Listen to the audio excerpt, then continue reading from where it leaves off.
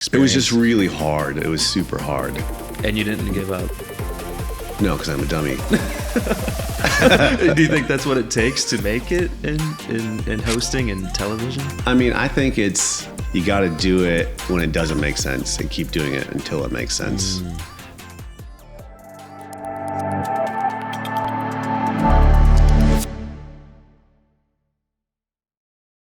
Hello, everybody. Thank you so much for joining us for another wonderful episode here on Suits and Shoes. Today we have Jeff with us. Jeff has an extraordinary resume. Jeff, I've been following you along for some time now. My sister calls you the Instagram dad of Springfield, Missouri. Yeah. 60 million views and counting, Walmart, you name it. It seems like TV shows, podcasts, hosting birthday parties in New York, extravagant ones. Jeff, what does it take to be Jeff? Whoa, starting out with a real question. What does it take to be me? Well, you got to have some, I would call it a stew of confidence and insecurity. And you need to like percolate every so often and be like, I got to make something. And yeah. I'd say that is a horrible answer that I just said. So how did you start? Like, today we were talking about it backstage. Like, it seems everyone has a TV show or a podcast or video. Mm-hmm. Did you just jump into it and were like, hey, I'm Jeff, I'm going to have a TV show? How did it start for you? Yeah, so I moved to Springfield in 2003 and ended up about a year later joining a group called the Skinny Improv that was doing improv comedy. Around that time, Skinny moved into a space downtown. We started doing shows every Friday and Saturday night. And so for me, like, I had lived in New York. I had interned at Late Show with David Letterman, but then I met a girl, ended up moving down here, and I was like, I guess I'm foregoing my comedy dreams.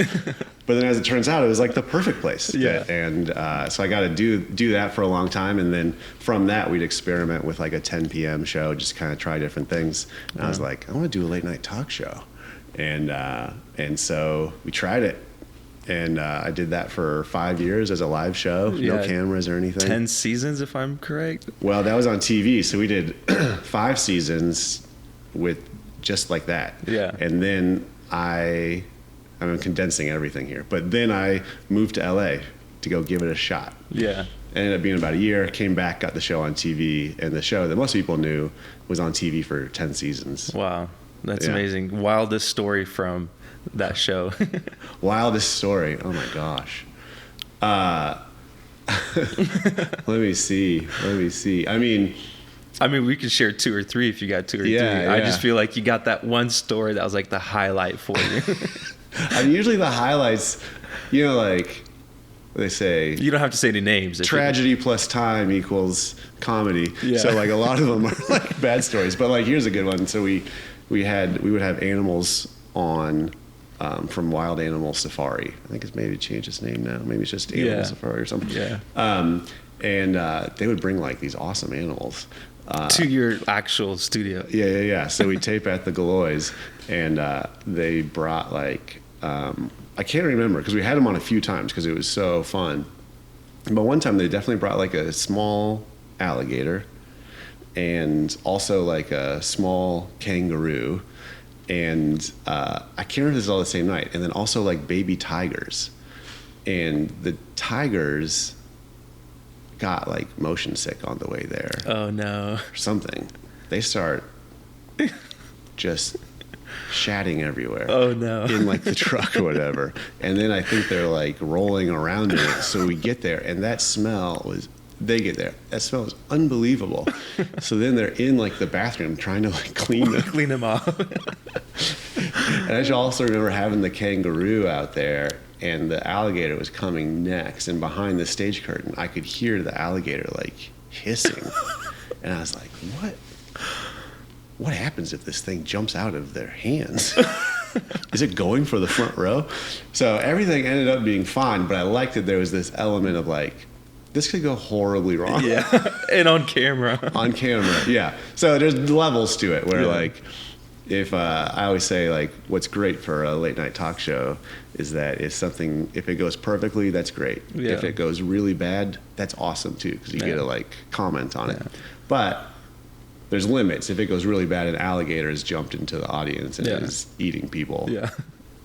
It's not good. And I'm sure that was like in your mind, like this could go wrong, and then you're trying to be on camera at the same time. And like, did I pay for the liability insurance? How does this work? What is the limit? What's the limit? Are alligator attacks covered? Yeah. Luckily, I never had to go down that road. That's awesome. I want to circle a little bit to early childhood.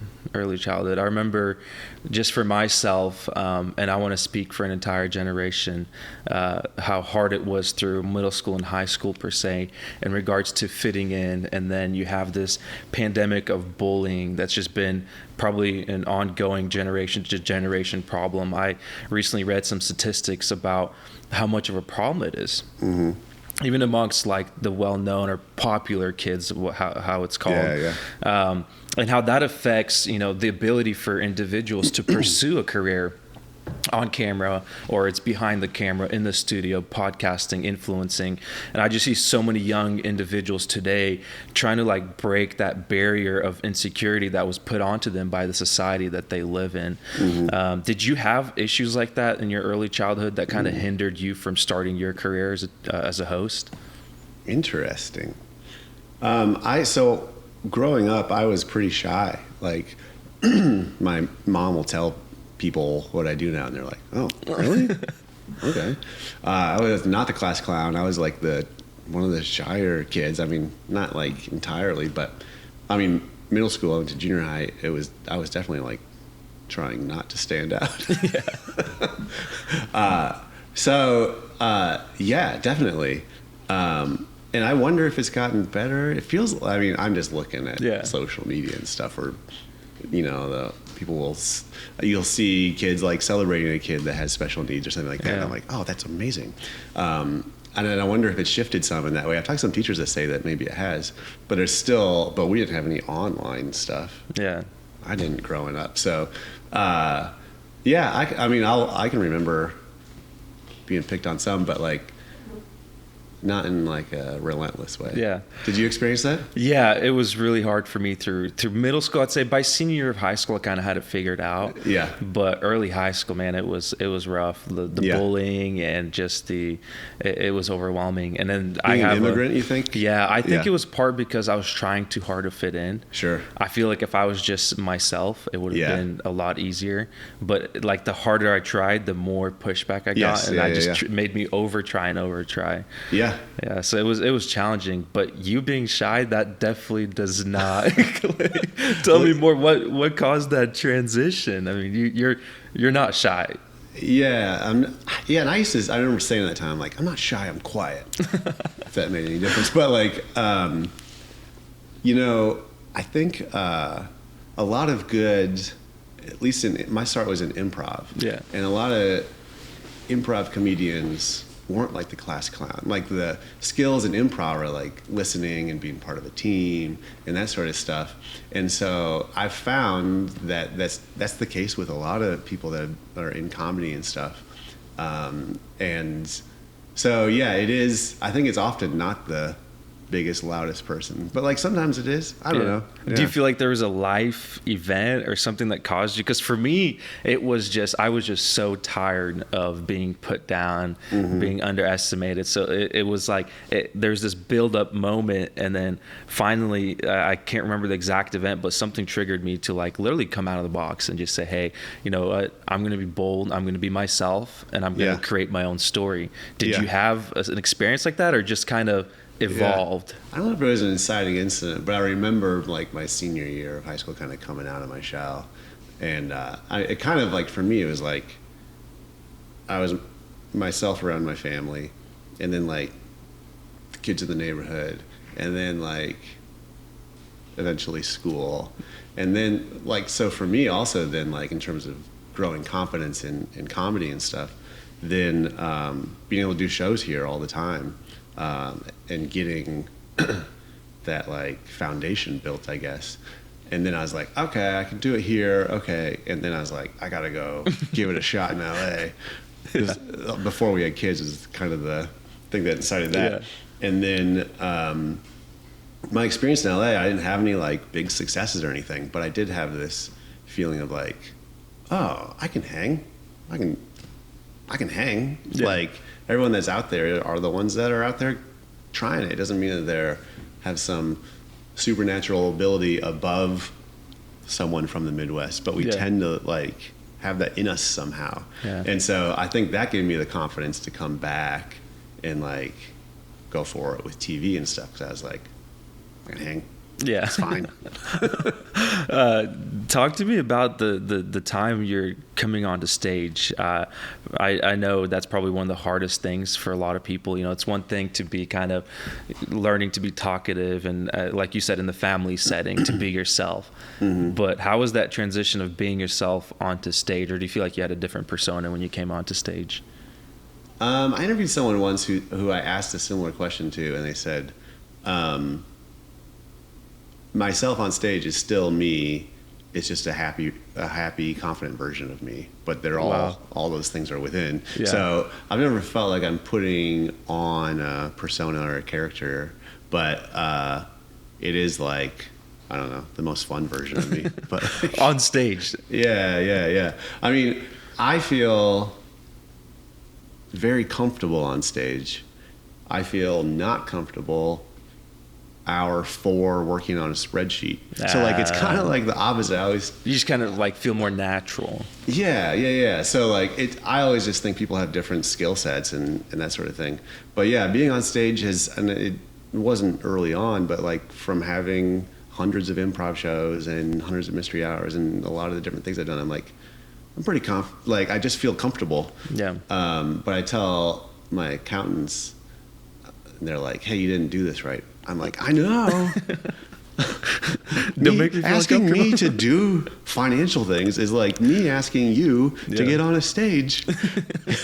Like, I'll stay on stage. Same comfort level. You on a stage is the comfort level I have putting together financial things. So they're kind. They're good, kind people. Yeah. But I'm always like, I don't know how to do this. When did you realize that? Because I mean, going from kind of feeling shy to, hey, I'm comfortable on stage. Yeah. I had, when I was 10 or something, we went to Disneyland, and like whenever they asked for a volunteer, I was just like jumping up and down, raising my hand, and I got. Wait, how old were you? I was 10, and so I got to be like. It was the first time I'd ever seen like a green screen. I got to be like Elliot from E.T. on the bike with E.T. in front, like pedaling, and then he soars up into the night sky, and they had a green screen. They were projecting that. So I got to do that, and I got to be in some sort of Wild West thing. So like I always had it in me, but just didn't have the, I guess, confidence to go for it. Yeah. Let's talk LA. I feel like a lot of people would want to know what happened in LA. So you just pack a bag and go, or did you have like an invitation? What was the first step to go to LA? I had an invitation from no one. No one was expecting me to be there. So no one asked me. You just impromptu just went. So it was like. That's a big step. June of 2010, and my wife and I had our first like real conversation about having kids. You kind of like chat about it, and it's like, okay, when are we going to do this? And it was like, oh, there's a timeline on all this. I mean, once I have kids, I can't go out there. I always like thought about it. I guess I could, just not as easily. And I was like, I gotta go to LA. So the hero of the story is my wife, Michelle. So then she kind of encouraged it. Yeah. Yes. Encouraged it. Was at least okay with it. So. And okay encouraged. Yeah. So then in October, I was like, I like the idea of this. I have to like actually see if I would like it. So I went out there for like a week, and I was like, okay, I think I'd like it. So then in February is when I moved out. But like I had a job. I worked with the Community Blood Center of the Ozarks, speaking at things, working with volunteers. And I quit that. I quit the Skinny Improv. I quit the Mystery Hour. I was like, here we go. LA. And I drove away. And my wife, being the responsible one, she was like, we have a house and I have a job. I need to stay here. And I was like, that makes sense. So like once a month we'd see each other. Then she came out for the summer. And yeah, I mean, I did. Talk about sacrifice. Yeah. So that's how much you believed in it. So my goal, I had 2 goals. 1, make it big. 2, go through the process of going for it. Because like if you haven't ever this idea of like Hollywood's like this a mountain that you don't just know. I mean, I think it's Mount Everest. I mean, even to me, with my foot in the door, I feel like it's not scalable. Like it's right, impossible. yeah. And there's like I don't know what the trails are. I don't know how do I do this. Like, and there isn't any playbook, but like you just have to like go for it. So that was the first time I'd really like I'm going for it. Talk to me about that emotion. So you leave your family and you go to LA, nothing lined up. What are you feeling? Well, let's see. I mean, I was crying for the first part, driving out of Springfield. My wife's in the driveway, and I'm like, goodbye. So, yeah, and like, I spoke to this backstory, but like, I wasn't a guy who like went for things, and I was like 33. Like, it's not like I was like 21. I went a little later. So like, but the times in my life when I've gone for it and like faced the fear and been like, I'm just jumping, are all the times I've gotten to do the cool things and like gotten the things that I want that feel like I heard Will Smith say once that they're on the other side of fear. And so like those times that I've gone for it are the times where new and interesting things happen. Wow. So, but I'd never like quit everything. Started driving. I mean, it sounds like you did like a fresh start or a new start. Yeah. So the one big advantage I have is that one of my childhood friends and his parents lived there. So I lived in his parents' spare bedroom. So really humble beginnings. Yes. And like after a while, like I'm wearing out my welcome. I don't know if I can go down to the kitchen again. So I just had like crackers under my bed and I was like losing weight. Wow. I was like, I need to stop exercising because I don't want to like lose more weight. While your wife is back in Springfield, Missouri waiting for you. Yeah. So I did like a bunch of bad auditions. I took improv classes. I did some stand up and I just kind of went for it. I knew the idea was either she'd move out at some time or I'd move back at some point. And I was like, I'm just going to go all the way in and like try all of it. And I did. And then after about a year, she was like, I think it's time for you to come home. And my bank account said, we agree. And I came back. Wow. That's a strong beginning. So how do you feel like that laid the foundation for your next step in the journey to come back to Springfield? So my wife said, time for you to come back in like September. And I said, let me finish this improv class and come back in December. And around that time, there was KSFX, Fox affiliate in town, who had gotten outbid for their Fox affiliation. So they formed KOZL, an independent station, which is still around. And they said, we're looking for original programming. And I was like, I got a show. And so I met with them as well. I was in town and they said, well, if you come back, let us know. And so then, like I said, I gained confidence. Strangely, I gained confidence from not succeeding while I was out there. Wow, that's deep. You gained confidence from not succeeding. So it wasn't a failure. It was like almost like a building block. Yeah, and it really changed I think I innately have a big fear of failure, but like doing something and failing and being like, oh, I'm okay, is like very confidence building. Wow. I think. So then I came back and we got the show on TV. I talked to the station guys again. We got on TV and in Springfield, Missouri. Yeah, and we weren't any good. According to me.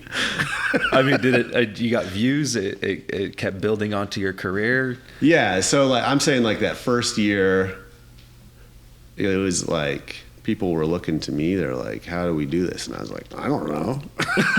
So you got 1 year, almost like a failure learning experience in LA. You got another year of what you think was not so as much success, failure learning experience. It was just really hard. It was super hard. And you didn't give up. No, because I'm a dummy. Do you think that's what it takes to make it in hosting and television? I mean, I think there's a couple of phrases I like to use, which is like, you got to do it when it doesn't make sense and keep doing it until it makes sense. And the other phrase I like to use is like, keep not quitting, which is another way of saying like perseverance, I guess. But like, but it's a little different because you have all these opportunities. There's so many times I should have quit and I didn't. And had I quit, then it would have stopped too early, I think. Yeah. And so, I think people look for things to make sense or make financial sense or make time sense right away. And I don't think that's the way it works. Yeah. I really believe in like, you have to put the cart before the horse a lot. Like in a way where that's contrary to what society teaches though. Right. But I think it's like a paradoxical truth where it's like, you have to like risk it to get it. Yeah. If you don't risk it, you will not have it. You won't experience failure, which is good, but you also won't get the thing that you want. Yeah. I like that. Man, put that on a clip. Yeah. Clip that. Put it on a short. I don't know if I should make a whole short out of that or cut it out so I don't get in trouble with my family. My siblings always tell me, Paul, don't put the cart in front of the horse. The horse got to go first. But I agree. I remember when I started my business in my mom's garage, I sold our house. I sold my wife's car, kept my car. So similar story about sacrifice. We moved in with her parents. So that was kind of the trade-off is we get to live with your parents, but sell the house and your car. Yeah. So I could commute to work at my mom's house. And we started in her garage. It was a 2-car garage. We renovated an Airstream, a couple other units. And that's when we realized like, we didn't have, I think at that time we only had about $10,000 left after we paid off all our debt. And, that's not even enough to get a commercial lease. I remember calling buildings here in town, landlords. I'm like, hey, can I lease your commercial space? And they're like, yeah, send us 2 years bank statements, your website, business card, license, insurance, all that. I'm like, whoa. I have nothing. I don't even have a name. I don't even have a business name. And I'm like, all right, I'm just going to start my mom's garage. I'm just going to take that step of faith. I love it. We had to do, when we got on and stationed in Kansas City, we had to get E&O insurance, errors and omissions. I think it's basically like if I were to accidentally say something slanderous about someone and got sued. But I had to fill out this form that was for like studios. And I was like, I don't know what most of these words are. This is like years in. And I was still like, I don't know what these words are. So I sent it off and I was like, I don't know all this stuff. Here's the best I could do. And I got it. But but there's all this stuff you don't know. You had mentioned something that really caught my attention, and that's you were able to make that sacrifice of leaving your family behind to pursue your career for, in Hollywood per se. And so how does that sacrifice look like throughout your career now? So we're into year 3, Springfield, Missouri, your TV show starting to take off. What family sacrifices are we talking now? So, I mean, a lot of like, I mostly got like things done for the mystery hour, like when the kids would go down. So like I was working 8:30 to midnight or 1, like most nights. So a lot of sleep sacrifices. And then like, to make it all work, like I couldn't also have like a job. So that's when I started kind of getting into traveling and hosting stuff. So there's some time sacrifices there too. It takes like everyone kind of being in on it as well. How do you fit, like, because I'm getting kids, they're pretty small early on in your career. That takes a lot of time commitment. Your wife takes time commitment. How do you make all that work? Yeah. So I think the thing I sacrificed the most in that sense, because being a good dad is like the most important thing to me. And so I think I sacrificed my free time and sleep the most probably. And yeah, maybe that, I don't know, that was good of me. I mean, but that's the thing. I don't want them to sacrifice so much, but I also think like if I'm running a thing, like I need to be the one working the hardest. Yeah. So we also like scheduled things so that would work out, you know, like the show aired weekly, but we would tape it once a month. So it's not like I'm doing it constantly. Yeah. So yeah. And throughout the whole thing, I was just like, I'm swinging for the fences. Let's go for it. Let's totally go for it. And so there's this middle path I think I sacrificed, like, which is like, I don't know how to articulate it exactly, but like every opportunity, if it was like, let's kind of go for it, or let's medium go for it, or let's go for it, I would always go for it.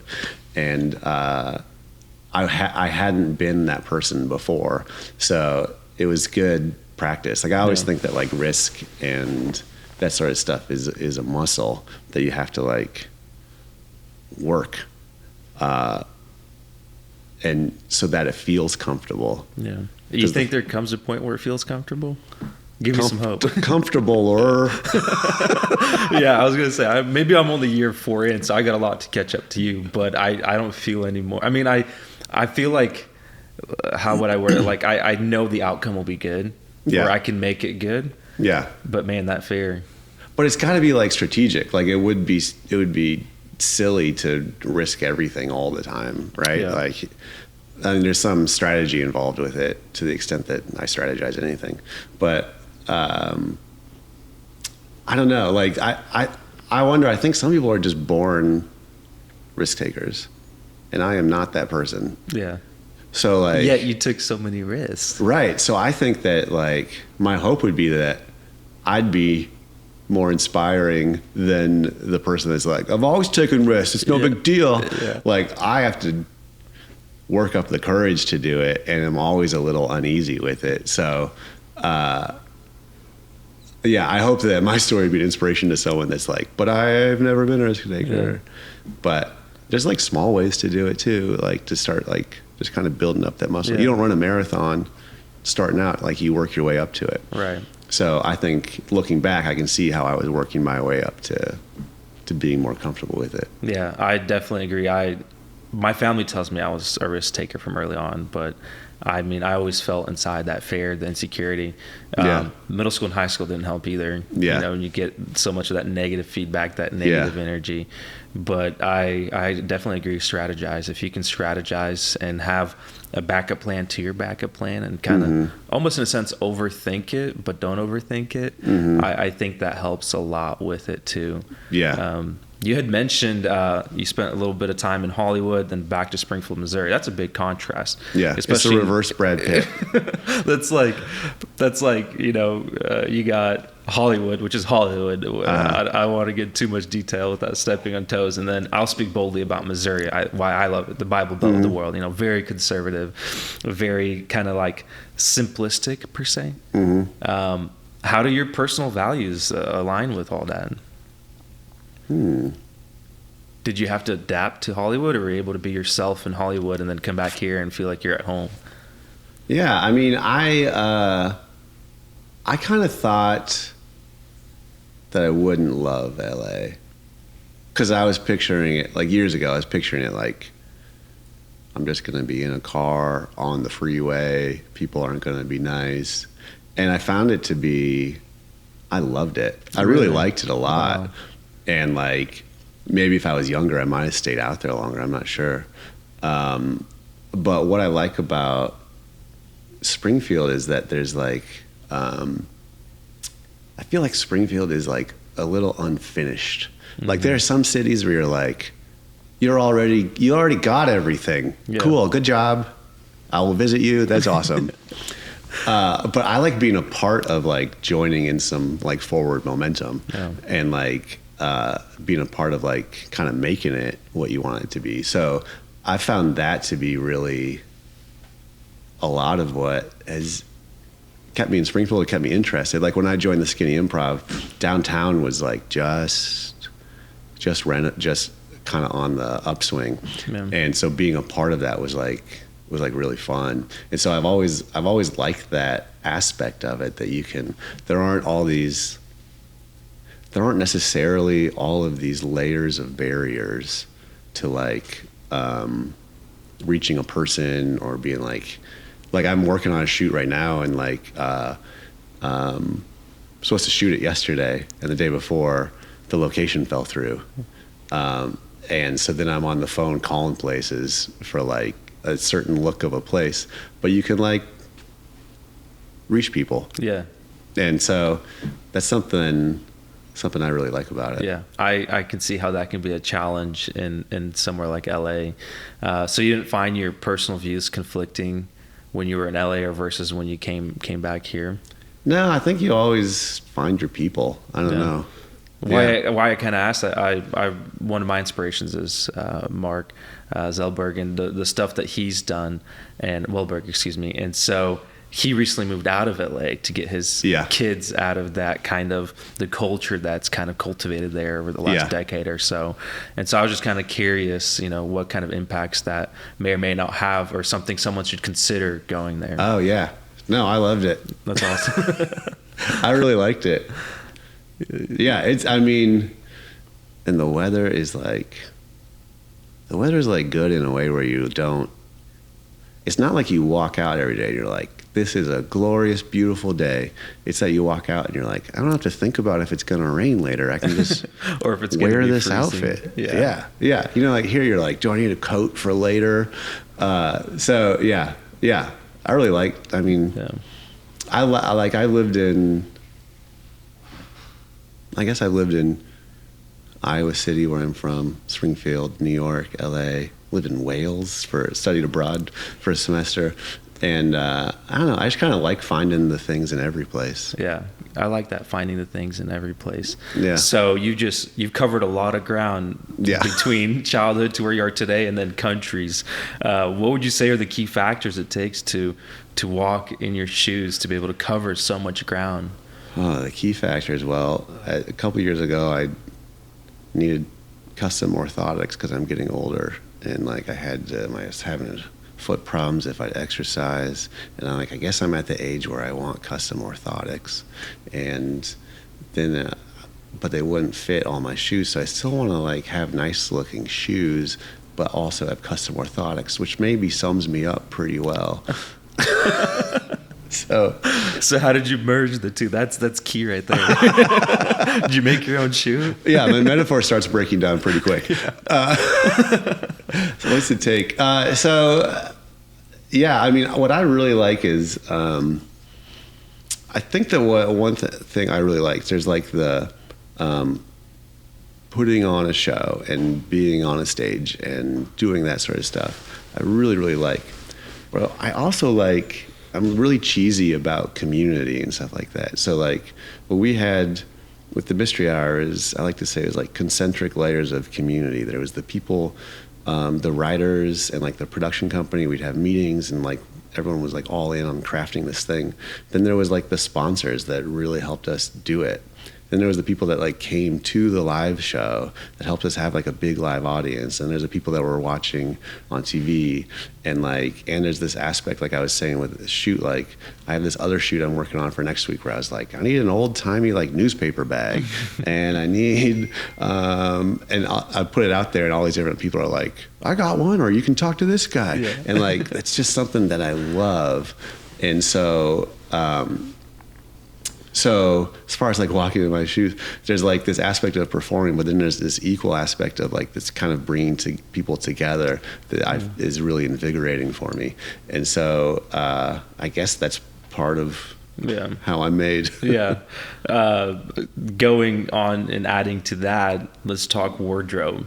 So I've seen a little bit of your Instagram and Facebook, wardrobe, and it seems like it's so like, do you have like, hey, this is my go-to outfit this is my go-to outfit on screen? Or are you more like for me, for example, I wear the same thing everywhere. So whether I'm at a church event, a sports event, I'm ice skating, or I'm on studio, I kind of have the same outfit per se. I like that you threw in with a bunch of things and then also ice skating. Yeah.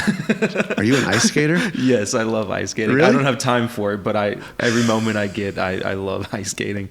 Did you grow up with it? No, so growing up, I really wanted to. It's not only kind of like a cultural thing where I'm from Ukraine, but it's As in also hockey or also just like figure skating? Yeah, hockey, figure skating is big, but I didn't get the opportunity to. So growing up, I kept telling myself, I'm going to ice skate more. I'm going to ice skate more. When I get the opportunity, I'm going to ice skate. And so now that I have the opportunity, not the time to do it. So yeah, one of my things on the vision board is I'm gonna have my own ice skating ring whenever I build a custom home. Yeah. Just so I can go ice skate whenever I want. I love that. Anyway, what was your question? You threw me off with ice skating. Oh yeah, wardrobe. Well, so let's see. For like hosting things and for my show, I was in like a shirt and tie. I would wear jeans and a tie and a blazer and a shirt. You weren't in shorts or no shorts, yeah. And you know what I'm talking about. yeah. So I keep that for like hosting stuff. But I also I hosted this big birthday party in New York last week, and I needed to have like a tux. So I already had like a jacket and a bow tie, but I needed like tux pants and suspenders. So now I've kind of got that down, tux or more casual. But then like everyday sort of stuff, it's more like this. If I ever get a compliment on anything I wear, it's nearly 100% something my wife bought me. Yeah. So like, I don't know. I think I'm pretty basic without her, but like, I've kind of like, it's something I never used to care about, but I actually kind of care about it professionally. Yeah. At this point. So I just I'll put a little bit of thought into it every day. Yeah. So if we need inspiration or more details, we need to talk to your wife. Yeah. She'll be like, oh, that guy doesn't know how to dress. I save him. Yeah, I could definitely relate to that. Yeah. Yeah, I think it was, I remember my original outfits. I mean, you couldn't tell me apart from my employees. I remember one time walking on the production floor, and we just hired a new employee, and she had come up to me. She's like, "Hey, and she introduced herself, and she's like, "What role are you in the company?" And I'm like, "I do a little bit of everything." Yeah. You'd be good for undercover boss. Yeah. Well, now they've changed, my wardrobe. And, yeah.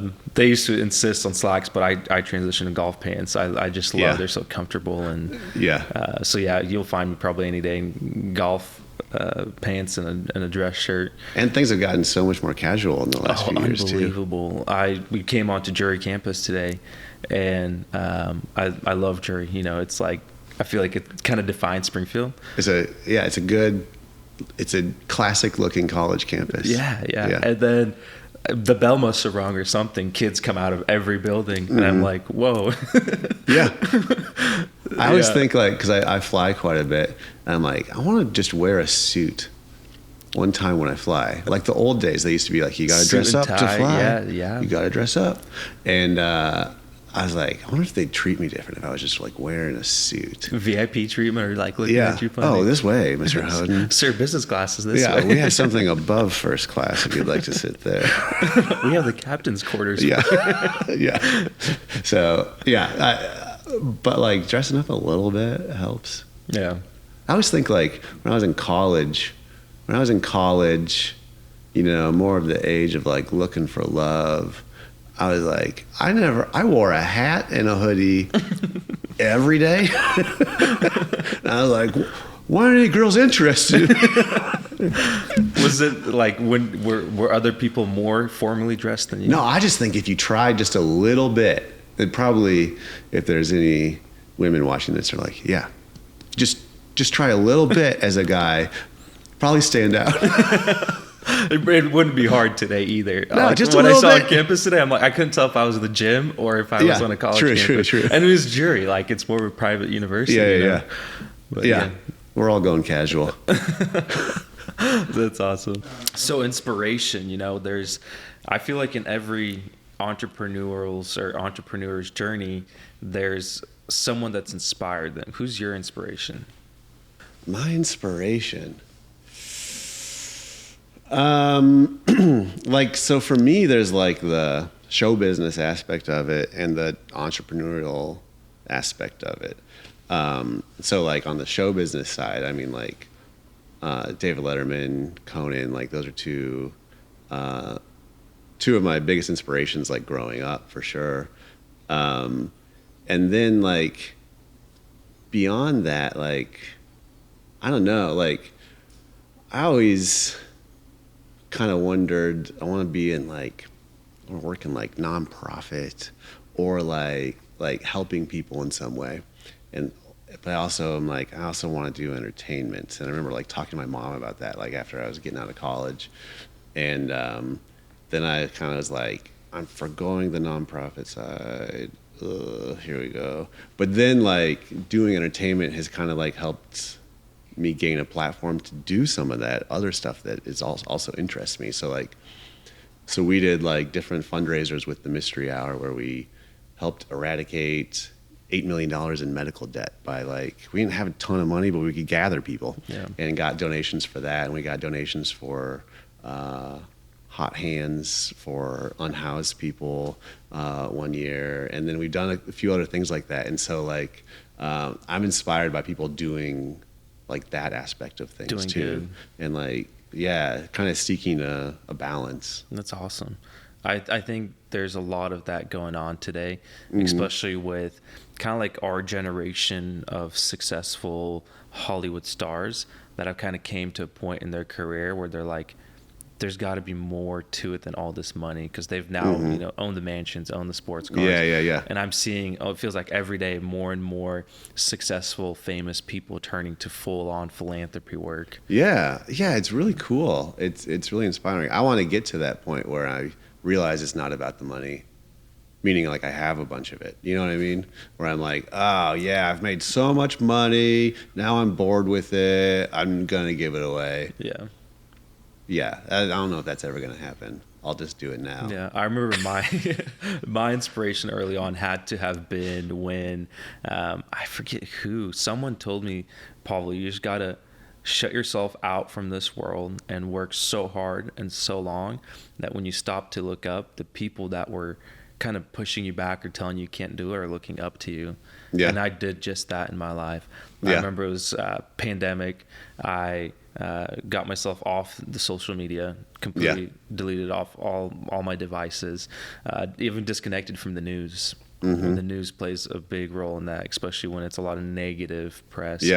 And I literally just focused family, work, and church, my faith. And I remember it was probably 2.5 years later when I look at my bank account, I look at my business account, I look at my personal finance statement. I'm like, wow, in the standards of statistics, I'm the 1% of 1%. I feel like I've made it. And I looked up and I kind of started following up with people in my life and sharing my story. And they're like, wow, how did you do it? And so for me, that was my advice. What advice would you give yourself, younger version of yourself, or today's generation? How do you make it successful as a TV host? I would say, I heard this advice from someone once, which I loved. This was a friend of mine living in Hollywood, and she said someone had told her this, so I always pass it on, that to make it, you have to have 2 out of 3 things: talent, luck, and perseverance. You don't need all 3, but you have to have 2 of them. And surely you can get 2 of them. And I was like, oh, that makes it feel kind of doable. Yeah. You know what I mean? And so yeah, I think about that. And then in terms of like social media and stuff, I heard, this is like stuck with me. I heard, I'm not going to credit this well, but like someone on a podcast that was like a psychologist or something. Podcasts go into me and I'm like, this is awesome. And then they go out and all I can do is like horribly paraphrase them to people. Yeah. But anyway, this person. Give me your version. What do you remember? Yeah. So I can't remember who it was, but the person said, and it was like qualified, like psychologist. They said, all of our thoughts are downstream from what we put into our brain. And I was like, oh. Wow. Like phone or whatever, I'm putting negativity and anxiety into my brain and wondering why it comes out that way. And I was like, oh, that's good. Yeah. Dang it, you're right. Yeah. So what's next for Jeff? I feel like I'm one of many, especially here in Springfield. We want to know what's next. What should we expect from your, next steps? So what I've been doing the last couple of years is I want to have the Writer's Room Creative Comedy Agency doing comedic videos for brands and stuff. And then I travel and host things as well. But I've got a couple ideas I've been working on that could be cool. I'm not really saying what they are yet. Don't say it. Just leave it that. Talk about hosting. You hosted a birthday party in New York City? Yeah. It's this huge birthday party. A guy's 60th birthday party. And there was like ballet performances. Wow. There was people on stilts. There was a 20-piece band. Wow. There's... and me, it was a whole shebang. Wow. And it was like super fun. So yeah, I do like such a variety of like fundraisers or just corporate events. I'm often brought in when people are like, we need to make this a little more fun. I also travel with the Mystery Hour some. So like we did one in Iowa City, Iowa, my hometown last year. I'm doing one in a couple weeks for a Chamber of Commerce for their banquet. I'm doing one, same thing in Texas in March. So like, just kind of like the idea of like, we can make your messaging more entertaining and fun and put it in a late night talk show sort of context. Yeah. And guess what? I know how to do it. So I've been doing that, but yeah, I am kind of like getting the pull back to do a show. I mean, that show is what I want to do. That's exciting. That's where you feel yourself. Yeah. That's awesome. Well, I hope it works out for you, and maybe one evening you'll find me on there. There you go. Yeah. You can swap places. Yeah. I'm early on in my journey, and the amount of work it takes to pull off a podcast, I can't even imagine a show. Yeah. How? How? I mean, like I said, we did it once a month. When do you sleep, I guess is the question. Right, but like, I mean, it wasn't very long ago, and I look back and I'm like, how did I do that? Like, because it was like, you get done with one, and then another one's coming up. And it was, we'd have like 500 people there. We'd be flying in a guest. We'd be putting on 3 episodes. So we're shooting all these videos and writing all this content and coordinating everything. And that was probably the hardest part for me, was just the coordination of like all these things. And I don't know, man. I don't know how I did it. It's crazy because social media puts on this like persona of, you show up in the studio, you get someone hands you a cup of coffee, you sit in the couch and you talk. But that's not the case, right? Right. Yeah. I mean, we used to like, I had my set in storage just at a self-storage place, and like I would have to get a box truck from the Springfield Arts Council. I had to get it the day before. I would go get it. Someone else and we would go load it up into the truck, load it to the Galois, put it up, and then at the end of the show, we'd get back in the truck. So at like midnight that night, I was at a storage facility unloading. Wow. I was like, David Letterman didn't have to do this. But it was fun, but like I loved it. But like my version and my experience of doing it is having a part in like everything. Wow. So like if there was someone out there with a ton of money, it's like, what we need is the Mystery Hour, but you just host it and write, I'd be like, easy. Yeah. I'm not lugging anything? No lugging? My experience is heavy on the lugging. Yeah. But I think that's what you got to do. I'm even looking at some of the more successful podcasters today, whether it be, Kevin O'Leary or Patrick David Bett. They still put in a lot of work. They're still very involved with small things like camera positioning. Yeah, I think you have to. I'm not sure I would actually like it without being involved. Like you have, like it's your baby, you want to make sure everything's right. Yeah, I really think it's a false perception today that you just come in, someone hands you a cup of coffee, you got to be involved, whether it's the day of, the day before, coordinating, even the host, you can't it's kind of hard to have someone coordinate that for you. Even if you use an agent, you still want to be a part of that. Totally. Yeah. That's very exciting. So I guess you can't really tell us what's exactly next on the horizon, but we're going to be following very closely to see. Yeah. That's amazing. We'll see. It'll be a surprise to all of us. If you had to kind of summarize your career, looking back, what's one like major mistake, and how would you have done it differently? Well, how can I save 10 years of mistakes? I guess, how can I get there quickly? Is there not really a shortcut to it? Well, people have asked me similarly, like, how'd you do that? I want to do something like that. And I'm like, great. It's going to take you years. Like years or a decade or? Yeah. I mean, I started it in 2006. Wow. That's almost 20 years. Yeah. So, you just kind of like, it's that 10,000 hours thing. You just kind of got to build up that foundation. And I'm sure other people could have done it faster. I don't know. But, yeah, I think one thing like, this is a specific, but like, I realized that like, I could have, I didn't think about this, but I could have like gotten more sponsorship out of it being strictly just the live event side of it. And, that would have been good if I didn't do that. Yeah, you wouldn't have to get those phone calls from the wife saying, "Hey, yeah. look at open your exactly, bank account." Exactly. Yeah, our mortgage is due in 2 days. Yeah, exactly. Oh, that's amazing. Another thing that I was really curious about is hard moments. I remember more recently, I shared this on LinkedIn recently as well. It was end of the year. We were counting on a bank that kind of given us like a soft approval promise for a fairly large line of credit that we need for our new factory. I guess I better say the dollar amount so that it kind of puts in context. So a $5 million line of credit. And we're really counting on it. And whenever we went to kind of pull on that promise, we were told, economic downturn, we have to reassess Q1 of the following year.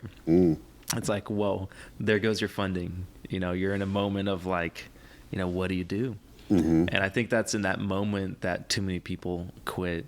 For me, it was just that fear, like, what do you do? You have so many people counting on you. At that time, we had over 40 employees. And it's like, you got to put on a smile and just kind of figure it out.